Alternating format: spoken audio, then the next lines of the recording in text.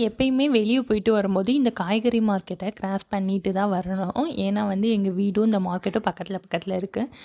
இந்த மார்க்கெட்ட கிராஸ் பண்ணி வரும்போது ஆட்டோமேட்டிக்கா கண்ணு வந்து அந்த காய்கறி மேல போயிரும். அப்படி வந்து நான் இன்னைக்கு வரும்போது வாசல்ல பார்த்தீங்கன்னா, முருங்கைக்கீரை பூ வந்து வச்சிருந்தாங்க. அதுவும் எப்படின்னா, முருங்கைக்கீரை இலையில தனியா எடுத்துட்டு, அதிலருந்து பூவ ஃபுல்லா தனியா எடுக்குறாங்க. முன்னாடியெல்லாம் அந்த பூவையும், முருங்கைக்கீரையும் மொத்தமா தான் தருவாங்க ரூ. 20க்கு.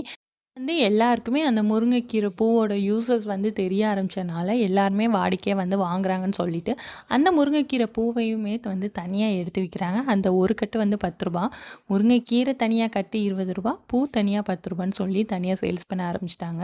சரி, முருங்கைக்கீரை பூவுல அவ்ளோ பெனிஃபிட்ஸ் இருக்கு, பார்க்காமயே வந்துட்டா எப்படின்னு சொல்லிட்டு அத வாங்கிட்டு தான் வந்தேன் அப்புறம். இன்னைக்கு காலையில பிரேக்ஃபாஸ்ட்டுக்கு வந்து கம்மங்களி வந்து செஞ்சிருந்தோம். என்னதான் கேப்பக்களி, உளுந்தங்களி இந்த மாதிரி களிகள் இருந்தாலும், இந்த கம்மங்களியோட ஸ்மெல்லே வந்து தனியா இருக்கும். எனக்கு வந்து அது ரொம்ப பிடிக்கும்.